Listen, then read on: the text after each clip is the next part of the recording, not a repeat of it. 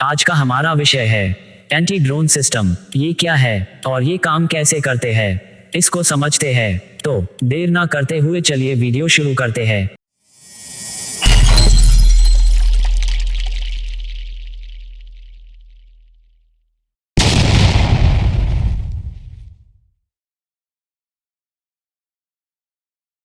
मैं हूँ आपका होस्ट और दोस्त सोनू जायसवाल और ये है रक्षा शिखर और आज का हमारा विषय है एंटी ड्रोन सिस्टम। तो आज के समय में ड्रोन से कई तरह के खतरे पैदा हो रहे हैं, जिनमें प्रमुख ड्रोन है कॉम्बैट ड्रोन, कमिकाजे ड्रोन या suicide drone, wingman drone, multiple या swarm drone system, air launch drone system, self attacking या ऑटोनोमस ड्रोन है। अब आज के समय में ऐसे ड्रोन डेवलप हो चुके हैं जिनमें सुपीरियर इलेक्ट्रॉनिक्स, सुपर एवियोनिक्स लगे हुए हैं और ये ड्रोन स्टेल्थ फीचर और आर्टिफिशियल इंटेलिजेंस से भी लैस है, और जो हर तरह के हार्ड किल वेपन से ही नहीं बल्कि सॉफ्ट किल वेपन सिस्टम से भी लैस होंगे, जिन्हें काउंटर करने के लिए एंटी ड्रोन सिस्टम की सख्त जरूरत हो गई है। ड्रोन आज से ही नहीं ऑपरेट हो रहे हैं, बल्कि इनका इस्तेमाल गल्फ वॉर में भी अमेरिका ने इंटेलिजेंस और जानकारी को इकट्ठा करने में किया था, और अजरबैजान आर्मेनिया युद्ध में तो इसका बेहद आक्रामक तरीके से इस्तेमाल किया गया था। अजरबैजान ने आर्मेनिया के आर्टिलरी और एयर डिफेंस के खिलाफ बेहद सफल और सटीक ड्रोन अटैक करके न सिर्फ आर्मेनिया को बहुत नुकसान पहुंचाया, बल्कि आर्मेनियन सेना को पीछे हटने के लिए मजबूर भी कर दिया। अब अगर हम चाइना की बात करें तो चाइना ने कई तरह के ड्रोन बना लिए हैं। इन ड्रोन्स को अल्टीट्यूड और एंड्योरेंस के हिसाब से वर्गीकरण किया जा सकता है।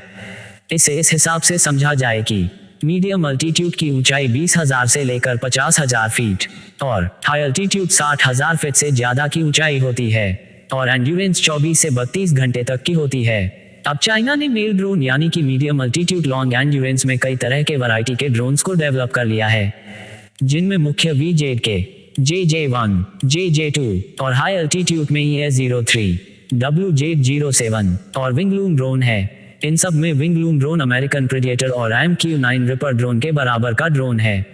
चाइनीज विंगलूम ड्रोन में वजन ले जाने की क्षमता 480 किलो की है और ये 4000 किलोमीटर के रेंज के साथ आता है। ये अपने पेलोड में air to air missile, precision strike munition, anti radiation missile, guide and rocket, कई तरह के बॉम्ब और लेजर गाइडेड बॉम्ब को ले जा सकता है। अब इस टाइम में ड्रोन मैन प्लेटफॉर्म के साथ आते हैं, जिससे इनकी क्षमता बेहद घातक और सटीक हो जाती है। अब मैन्ड और अनमैन्ड प्लेटफॉर्म में टीमिंग ड्रोन की बात की जाए तो चीन ने स्काई हॉक, डैनियांग डयंगहीन ड्रोन और जॉर्जी 11 बना लिए हैं, और स्वार्म ड्रोन के तकनीक की बात की जाए तो चीन अब रोटरी स्वार्म और नॉर्मल स्वार्म ड्रोन को बना चुका है। अब इस तकनीक में पाकिस्तान की पहुंच कहां तक है?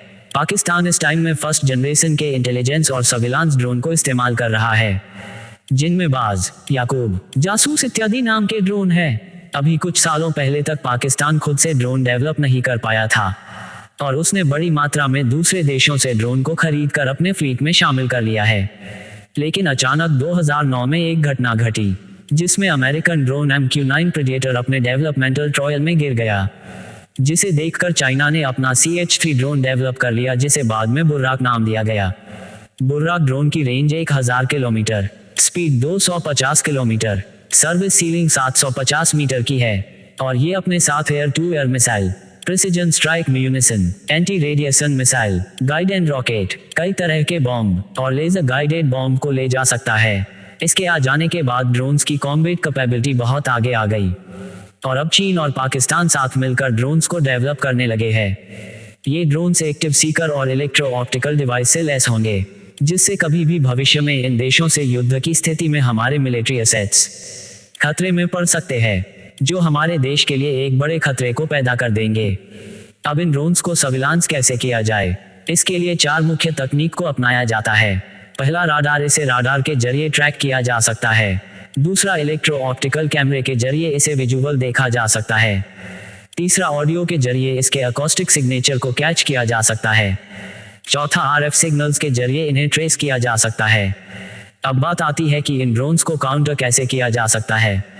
आज के समय में इस तकनीक में देश के सामने 2 मुख्य चुनौती है। इसमें पहली मुख्य चुनौती इसके डिटेक्शन की है, क्योंकि ड्रोन्स का रेडार क्रॉस सेक्शन बहुत कम होता है, जिस वजह से ये ड्रोन्स रेडार पर एक महीन पॉइंट बनाते हैं, जिससे इनको राडार से स्पॉट कर पाना ही एक चैलेंज हो जाता है। उदाहरण के लिए इजरायली हरूप सुसाइड ड्रोन का radar cross section 0.5 metre square का है, जबकि एक नॉर्मल फाइटर जेट का रेडार क्रॉस सेक्शन 2 से 3 मीटर स्क्वायर का होता है और एक F-16 जेट का radar cross section 1.23 metre square का होता है। इसलिए एक नॉर्मल जेट की तुलना में एक ड्रोन को राडार के जरिए पॉइंट आउट कर पाना एक बड़ा चैलेंज हो जाता है। और दूसरी सबसे बड़ी चीज इसे हिट करने की है। यहाँ एक बड़ा सवाल ये है कि क्या एक कुछ $100 ड्रोन को मार गिराने के लिए $1 मिलियन की मिसाइल को फायर करना सही होगा? मतलब क्या एक नॉर्मल से ड्रोन को मार गिराने के लिए क्या S-400 मिसाइल फायर की जाए, क्या आकाश मिसाइल फायर की जाए, क्या स्पाइडर मिसाइल फायर की जाए, क्या पिचौरा मिसाइल फायर की जाए, या कोई शॉर्ट रेंज की मिसाइल फायर की जाए? अगर ये मिसाइल फायर की जाए तो टारगेट की कॉस्ट बहुत ज्यादा हो जाएगी। तो ड्रोन्स को काउंटर करने का रास्ता क्या है? तो अब ड्रोन्स को काउंटर के लिए कई तरीके डेवलप किए जा रहे हैं, जिनमें कुछ मुख्य तकनीक हमारे सामने है। जैसे कि इन ड्रोन्स को डिटेक्ट करने की तकनीक में सबसे बड़ी भूमिका राडार की होगी, परंतु इसके लिए राडार को अपग्रेड करना होगा, क्योंकि राडार की फ्रीक्वेंसी बैंड 0.2 गीगाहर्ट्ज से शुरू होकर 3 गीगाहर्ट्ज तक की होती है और 6 to 15 गीगाहर्ट्ज की फ्रीक्वेंसी और LXK एंड Q बैंड के राडार से ड्रोन्स को प्रीसाइज डिटेक्ट किया जा सकता है। ये राडार HF से लेकर THF बैंड के राडार हो सकते हैं। और आज के आधुनिक राडार की बात की जाए तो इसमें AESA राडार यानी कि एक्टिव इलेक्ट्रॉनिक स्कैनर राडार से इसे डिटेक्ट किया जा सकता है।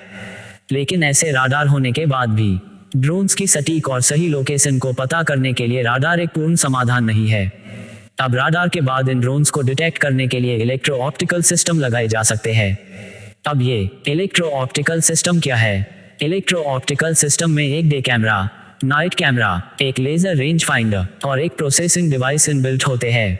ये तीनों सिस्टम एक साथ मिलकर किसी भी ड्रोन की एक 3D इमेज बना देते हैं और उस ड्रोन की आवाज या नॉइज को पकड़कर उस ड्रोन का एक अकॉस्टिक सिग्नेचर बनाया जा सकता है। किसी भी ड्रोन के डिटेक्शन के बाद एक के चैलेंज की बात सामने आती है। अब ये के चैलेंज क्या है? भारत अब 9 तरह के चैलेंज का सामना कर रहा है, जिसमें पहला है कैटास्ट्रोफिक के चैलेंज। कैटास्ट्रोफिक सिस्टम में एक लो पावर इंटरसेप्टर को ड्रोन पर लॉन्च करके उसे एक कैटास्ट्रोफिक कोलूशन के जरिए मारकर गिराया जा सकता है। इस तरह के सिस्टम दुनिया में कुगर, पेनिग्राइनन और ईगल सिस्टम है। ARDE भी एक इसी तरह का एक स्वदेशी सिस्टम डेवलप कर रही है, जिसके बारे में पब्लिकली बोलना सही नहीं होगा। दूसरा high rate of fire air defence guns. एक बार ड्रोन को इलेक्ट्रो ऑप्टिकल सिस्टम से विजुअल हो जाने पर आप उसे high rate of fire air defence gun से मारकर गिरा सकते हैं। ये high rate of fire air defence gun कई तरह के होते हैं, जिनमें प्रमुख गन है Ju-23 गन। इसका रेट ऑफ फायर 1600 राउंड प्रति मिनट का है। शिल्का एयर डिफेंस गन, इसका रेट ऑफ फायर 3400 राउंड प्रति मिनट का है। तुंगुस्का एयर डिफेंस गन, इसका रेट ऑफ फायर 4000 से लेकर 5000 राउंड प्रति मिनट का है। और गैथलीन गन, इसका रेट ऑफ फायर 10,000 राउंड प्रति मिनट का है। तीसरा smash electro optical device. Smash electro optical device को स्मॉल आर्म्स पर फिट किया जा सकता है, जिसमें मुख्यतः AK-203, AK-47 और अन्य कई तरह के गन के रेल सिस्टम पर माउंट करके ड्रोन को काउंटर किया जा सकता है। और कुछ इसी तरह का सिस्टम एक स्वदेशी कंपनी MK2 टेक्नोलॉजी भी विकसित कर रही है। इस कंपनी ने एक RF ड्रोन गन बनाई है। ये गन एक RF सिग्नल ड्रोन पर छोड़ती है, जिससे ड्रोन का सिग्नल कट हो जाता है और ये अपने कमांड स्टेशन से कमांड नहीं ले पाता है। चौथा इलेक्ट्रॉनिक फेंसिंग। DRDO एक इलेक्ट्रॉनिक फेंसिंग पर काम कर रही है। अब ये इलेक्ट्रॉनिक फेंसिंग क्या है? इलेक्ट्रॉनिक फेंसिंग में एक 500 या 700 मीटर का एक एरिया कवर किया जाता है, जिसमें किसी भी प्रकार के ड्रोन को इलेक्ट्रो ऑप्टिकल या इलेक्ट्रॉनिकली स्कैन और डिटेक्ट कर लिया जाता है। फिर उसे सॉफ्ट किल वेपन से हिट किया जाता है। अब ये सॉफ्ट किल वेपन लेजर हो सकते हैं, माइक्रोवेव लेंथ हो सकते हैं और इलेक्ट्रोमैग्नेट पल्स चार्ज हो सकते हैं। इस तरह के सिस्टम आज सामने है और सऊदी अरेबिया में स्काई कंट्रोल के नाम से लगा है, जो हर तरह के ड्रोन्स को रोक सकता है। पांचवा ड्रोन फिशिंग सिस्टम। इस तरह के सिस्टम में ड्रोन्स के ऊपर एक सिस्टम के जरिए जाल फेंका जाता है, जिससे स्वाम ड्रोन और अन्य तरह के ड्रोन को पकड़ा जाता है। इसके आगे के सब्जेक्ट काफी क्लासिफाइड होने के कारण पब्लिकली बोलना सही नहीं होगा, लेकिन अन्य कई तरह के सिस्टम है जिन पर काम चल रहा है और ये सिस्टम बहुत जल्द ही हम सबके सामने होंगे। तो अगर आप सबको मेरी वीडियो पसंद आई हो तो चैनल को सब्सक्राइब करें, इसे लाइक करें, शेयर करें और कमेंट बॉक्स में अपने अपने सुझाव को लिख सकते हैं। तो मिलता हूं मैं आपसे अपनी अगली वीडियो में, तब तक के लिए धन्यवाद। वंदे मातरम।